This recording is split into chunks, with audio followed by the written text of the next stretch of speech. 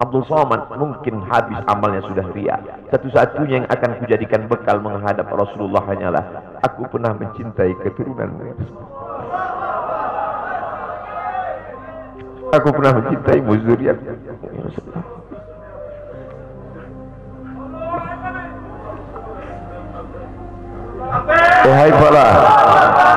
Wahai para pelaku pembuat dosa, wahai para pezina, wahai para peminum khamar yang belum bertaubat, kalau kalian belum sanggup untuk berbuat baik, kalau kalian belum mampu untuk beramal saleh, paling tidak jangan kalian sakiti zuriat Rasulullah. Jangan kalian keluarkan kata-kata, jangan keluarkan kata-kata fitnah. Bagaimana kalian akan menghadap Rasulullah? Bagaimana kalian akan menghadap Rasulullah?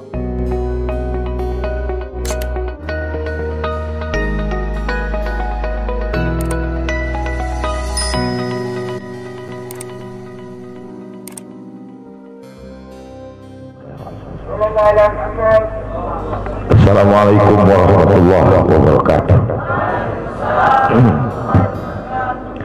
Alhamdulillah wassalatu wassalamu ala Rasulillah wa ala alihi wa sahbihi wa man da'a bi da'watihi wastanna bi sunnatihi ila yaumi liqa'i rabbih. Al-habaib al-afadil al-ulama al-ajilla nafa'ana Allah bi ghaziri ulumihim wa bi husni adabihim wa lutfihim. Ja'alana Allah wa iyyahum ma'al habibil mustafa fi jannatihil ula. Orang yang menyambut beliau, kalau dia masih ada ikatan dinas, maka beberapa hari ini kita lihat orang itu dihukum dari jabatannya.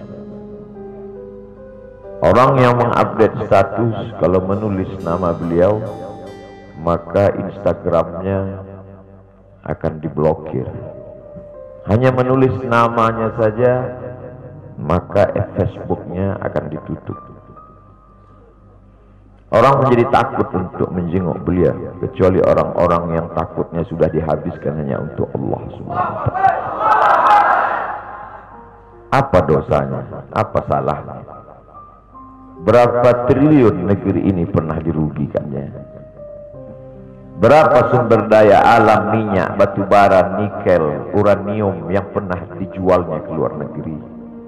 Berapa BUMN perusahaan yang pernah dijualnya aset-aset negara? Ada yang pernah dia jual? Dia hanya mengajak anak muda yang selama ini pencandu narkoba menjadi bertaubat kepada Allah. Dia hanya membangkitkan semangat anak muda yang selama ini berzina menjadi orang-orang yang takut kepada Allah.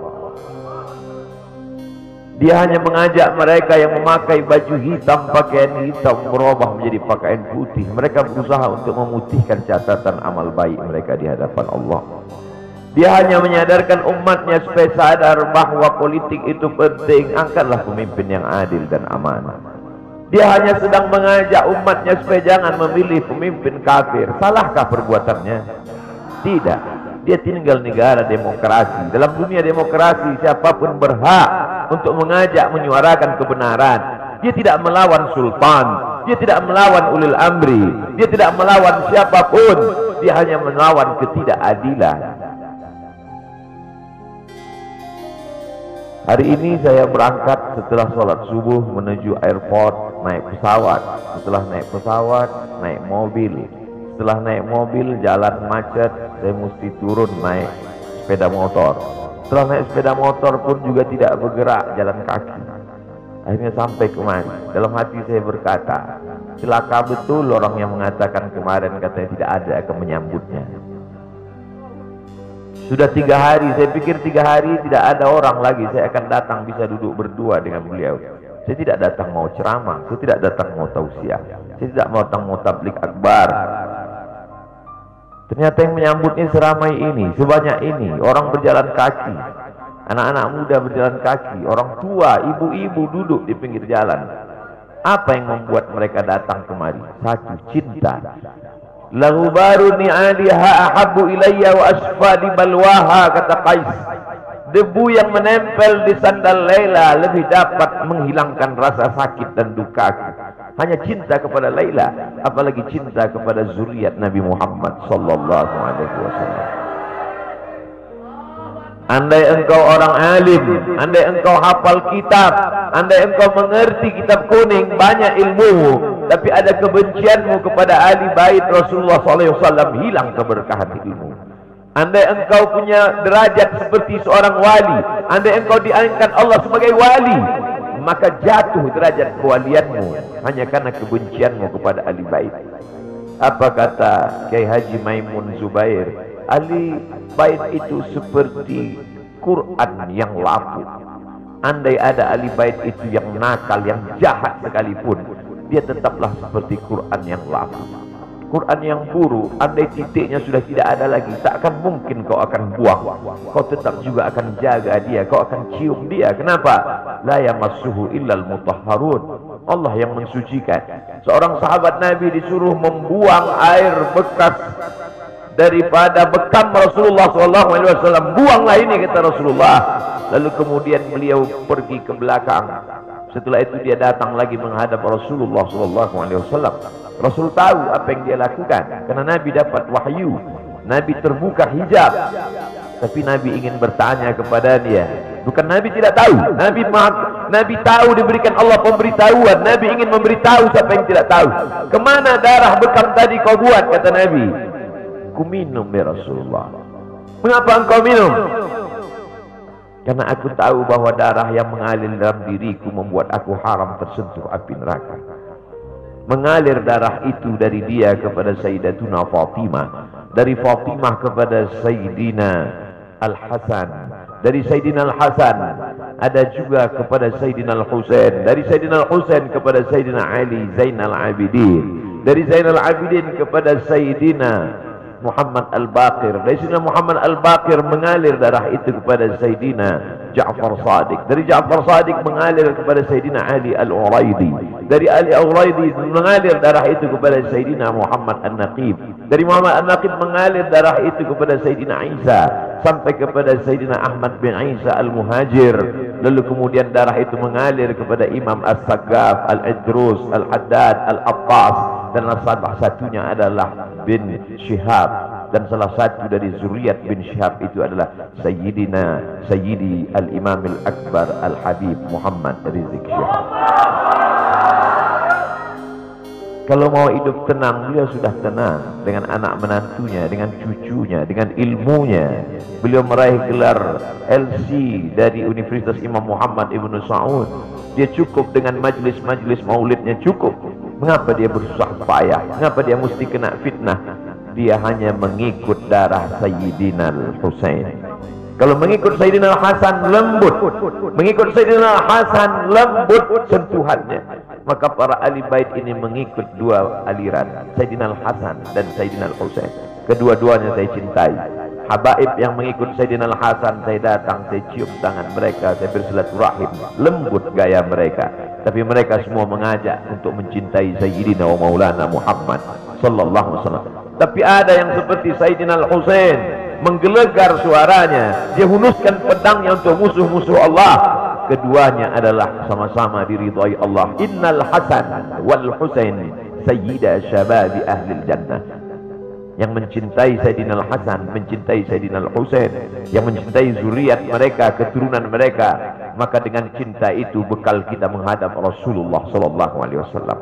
Andai aku dihadapkan nanti menghadap Allah, tahajudku tak sebanyak Imam Ahmad bin Hanbal, 300 raka'ah fil yaumi wal lailah, 300 rakaat sehari semalam. Andai aku dihadapkan kepada Rasulullah SAW, maka jihadku tidak sebanyak Sayyidina Khalid ibn Walid. Setiap jengkal kulitnya, setiap tetes darahnya tak lepas daripada tebasan tombak, anak panah dan pedang. Andai aku dihadapkan kepada Sayyidina Maulana Muhammad SAW, amalku tak sebanyak Abdurrahman ibn Auf. Lalu apa bekalmu, hai Abdul Somad? Adakah ceramah-ceramahmu itu bisa kau jadikan bekal menghadap Allah? Tidak. Sebagiannya sudah diambil oleh tatapan mataku melihat berapa subscriber, follower, dan viewer.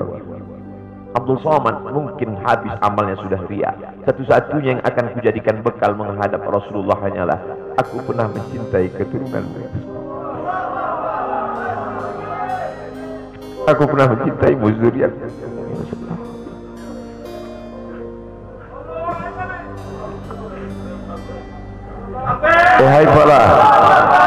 wahai para pelaku pembuat dosa, wahai para pezina, wahai para peminum khamar yang belum bertaubat, kalau kalian belum sanggup untuk berbuat baik, kalau kalian belum mampu untuk beramal saleh, paling tidak jangan kalian sakiti zuriat Rasulullah.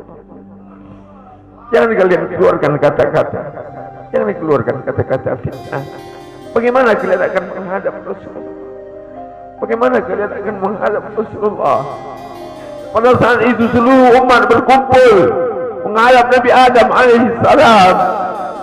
Kami tidak sanggup berdiri di padang mahsyar ini, wahai Adam. Menghadaplah kepada Allah. Kata Adam, aku tidak sanggup menghadap Allah, karena dulu Allah berkata, la taqraba hadhihi syajarah, jangan kau dekati pohon kuldi ini, tapi aku malah memakannya ya Allah. Mereka datang menghadap Nabi Nuh alaihissalam. Kata Nabi Nuh, aku tak sanggup menghadap Allah karena anakku durhaka.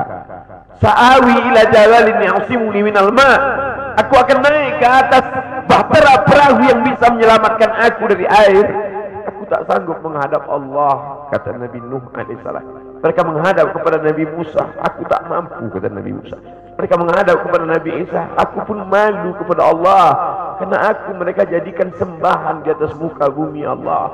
Mereka hanya mampu menghadap Sayyidina wa Maulana Muhammad sallallahu alaihi wasallam.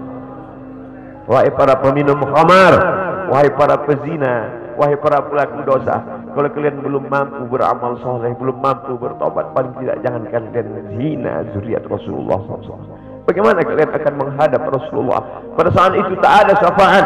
Man dzalladzi yashfa'u indahu illa bi'iznih. Tak ada satu pun yang bisa memberikan syafaat kecuali Sayyidina wa Maulana Muhammad sallallahu alaihi wasallam. Wahai para pemimpin yang hari ini kau dititipkan amanah kekuasaan, beberapa hari ini kau lihat apa yang dilakukan orang pada Donald Trump. Kurang hebat apa lagi Trump? Negara adidaya, kekuasaan, kaya raya. Tapi ketika kekuasaan itu diambil oleh Joe Biden, kita pun malu melihat video ejekan-ejekan itu. Kalau hari ini kau punya kekuasaan, saudaraku, sampai masanya kau juga akan mengalami seperti yang dialami oleh Trump. Jabatan itu dicabut Allah Ta'ala. Saya masih melihat video bagaimana Bapak Susilo Bambang Yudhoyono sampai ke Pekanbaru beberapa tahun yang lalu. Di depan balihonya disobek.